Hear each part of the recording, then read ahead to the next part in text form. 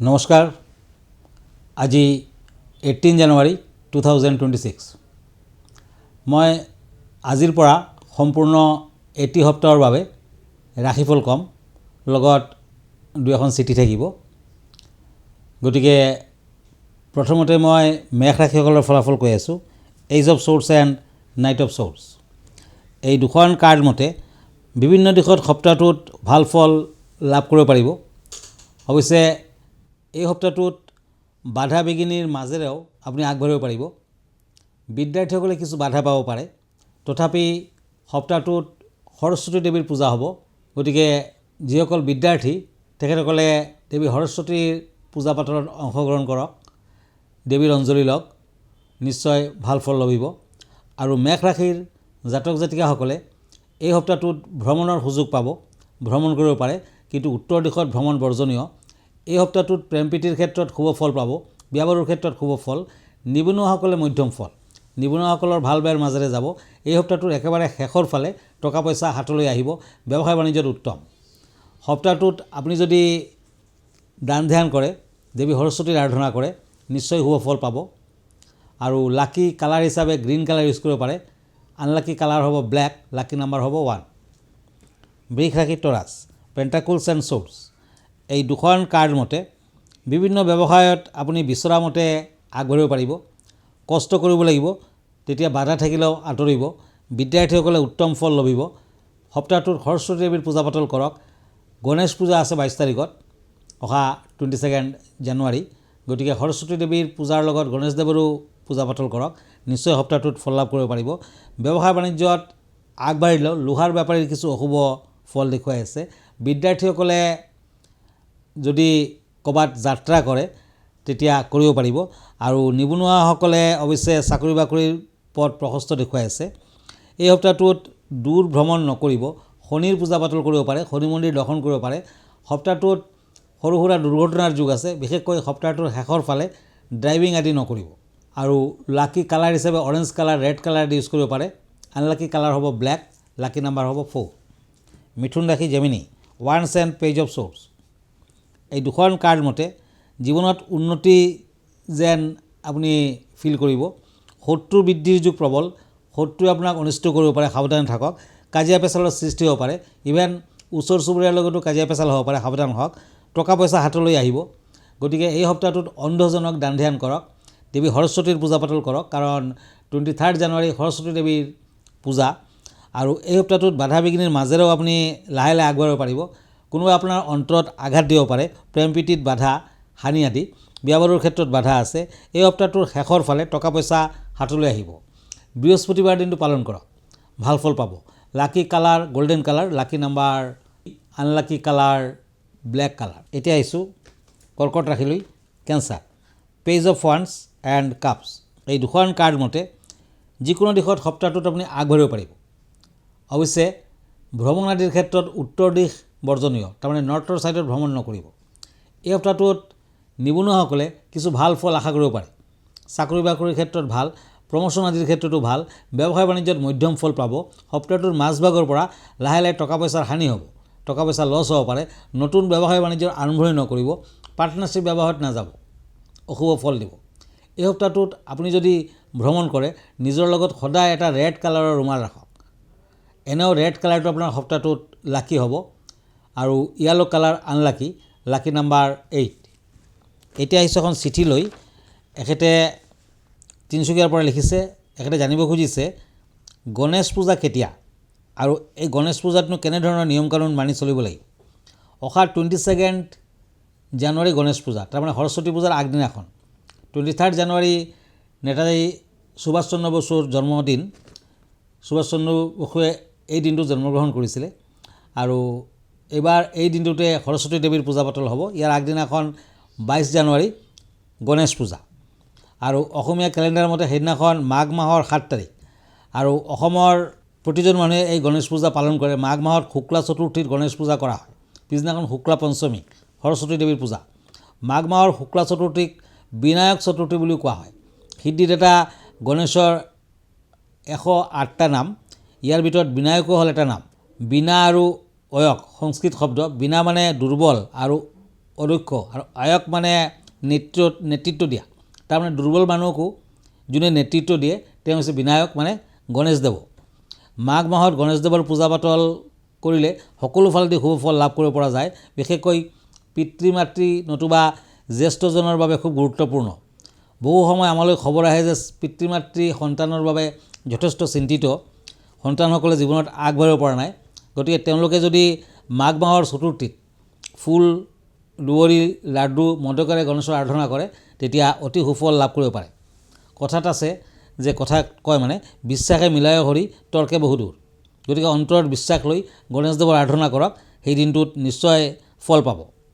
কেৱল সন্তানৰ বুলি নহয়, যিসকলে ব্যৱসায় বাণিজ্য কৰিছে, যিসকলে সিদ্ধি লাভ কৰিব খুজিছে তেখেতসকলে সিদ্ধিত এটা গণেশৰ পূজা পাতল কৰক। আৰু ভক্তি হৈছে মূল কথা।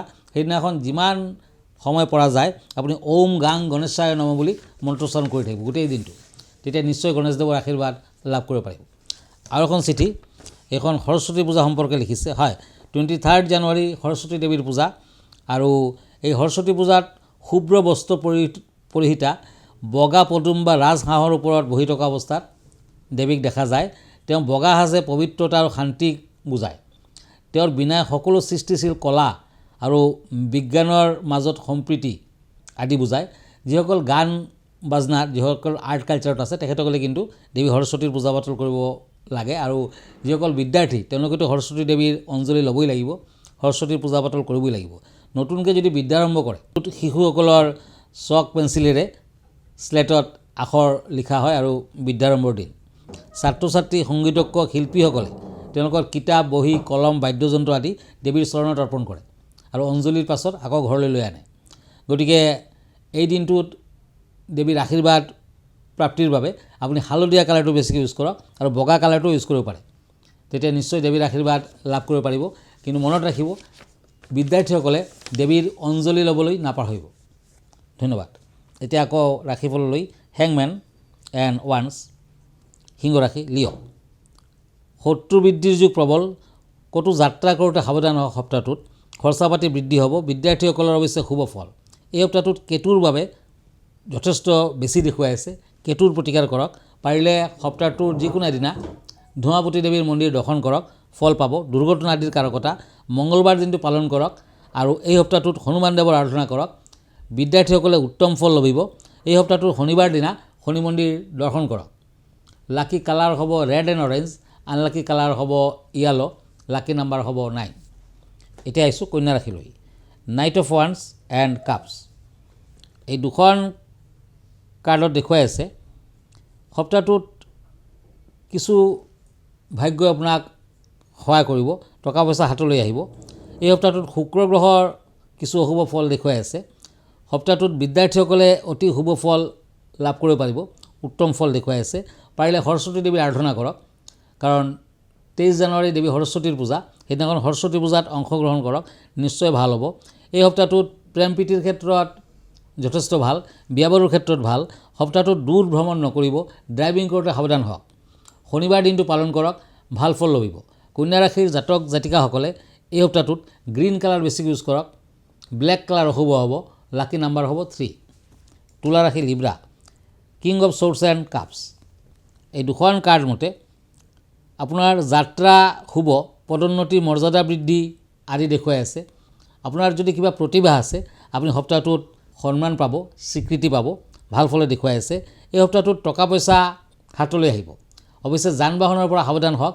মংগলবাৰ দিনটোত আঘাতপ্ৰাপ্তিৰ যুগ আছে, মংগলবাৰ দিনটো পালন কৰক, হনুমান দেৱৰ আৰাধনা কৰক। বিদ্যাৰ্থীসকলে দিনটোত বা সপ্তাহটোত ভাল ফল লাভ কৰিব পাৰিব। আৰু বিদ্যাৰ্থীসকলৰ বাবে বিশেষকৈ যদি আপুনি বিজ্ঞানৰ ষ্টুডেণ্ট তেতিয়া অতি শুভ ফল আশা কৰিব পাৰে। আৰু এই সপ্তাহটোত আপুনি দূৰ ভ্ৰমণ নকৰিব। ওচৰ চুবুৰীয়াৰ লগত কিছু অশান্তি দেখুৱাই আছে, সাৱধান হ'ব লাগিব। এই সপ্তাহটোত একেবাৰে শেষৰ ফালে নতুন ব্যৱসায় বাণিজ্যৰ আৰম্ভণি কৰিব পাৰে, প্ৰেম প্ৰীতিত শুভ। আৰু যিকোনো দিশত যাত্ৰা কৰিলে লগত গ্ৰীণ কালাৰ ৰুমাল ৰাখক, এনেও গ্ৰীণ কালাৰটো লাকি কালাৰ হ'ব, আনলাকি কালাৰ হ'ব হোৱাইট, লাকি নাম্বাৰ হ'ব 6। এতিয়া আহিছোঁ বৃশ্চিক ৰাশিলৈ, স্কৰপিঅ'। নাইট অফ ওৱান্স এণ্ড ওৱান্স। এই দুখন কাৰ্ড মতে বৃশ্চিক ৰাশিৰ জাতক জাতিকাসকলৰ ভাল বেয়াৰ মাজেৰে সপ্তাহটো পাৰ হ'ব। বিদ্যাৰ্থীসকলে অৱশ্যে সপ্তাহটোত ভাল ফল পাব। এই সপ্তাহটোত যান বাহন চলোৱাতে সাৱধান হওক। ব্যৱসায় বাণিজ্যত শুভ ফল দেখুৱাই আছে, টকা পইচা হাতলৈ আহিব। সপ্তাহটোৰ শেষৰ ফালে টকা পইচাৰ হানিৰ যোগো দেখুৱাই আছে, খৰচাৰ মাত্ৰা অত্যাধিক হ'ব, পূব দিশৰ যাত্ৰা বৰ্জনীয়। এই সপ্তাহটোত প্ৰেম প্ৰীতিৰ ক্ষেত্ৰত আগবাঢ়িব পাৰে, বিয়া বাৰুৰ ক্ষেত্ৰত আগবাঢ়িব পাৰে। শিৱ পাৰ্বতীৰ আৰাধনা কৰক। বৃশ্চিক ৰাশিৰ জাতক জাতিকাসকলে শিৱ আৰু পাৰ্বতী দেৱীৰ আৰাধনা কৰক গোটেই সপ্তাহটো।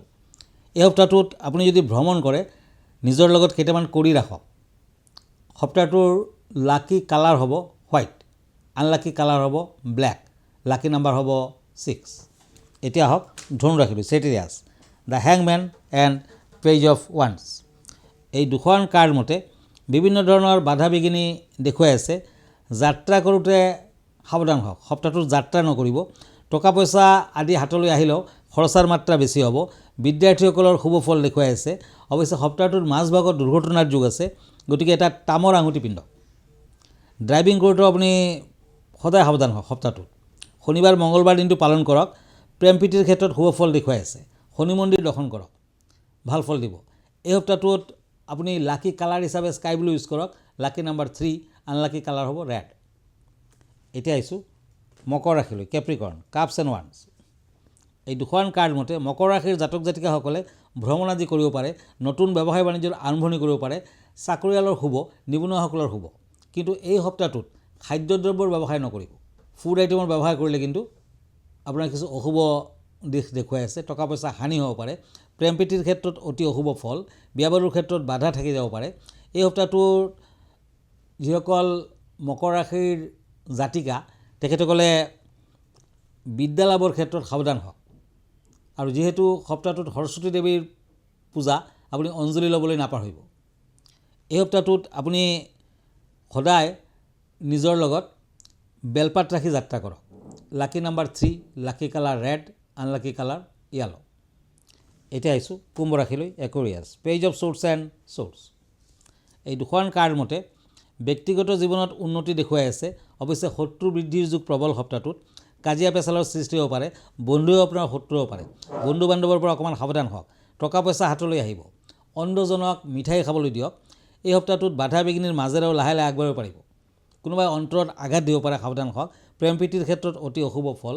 এই সপ্তাহটোত বিয়া বাৰুৰ ক্ষেত্ৰত বাধা আছে। সপ্তাহটোৰ শেষ ভাগত মানে একেবাৰে শেষৰ ফালে আপুনি যিমান পাৰে দান ধ্যান কৰক, মঠ মন্দিৰ দৰ্শন কৰক। লাকি কালাৰ হ'ব গ্ৰীণ কালাৰ, আনলাকি কালাৰ হ'ব য়েলো কালাৰ, লাকি নাম্বাৰ হ'ব 4। মীন ৰাশি, পেণ্টাকুলছ এণ্ড নাইট অফ শ্বৰ্টছ। এই দুখন কাৰ্ড মতে বাধা বিঘিনি আছে, পাৰ্টনাৰশ্বিপ ব্যৱসায়ত আগ নাবাঢ়িব।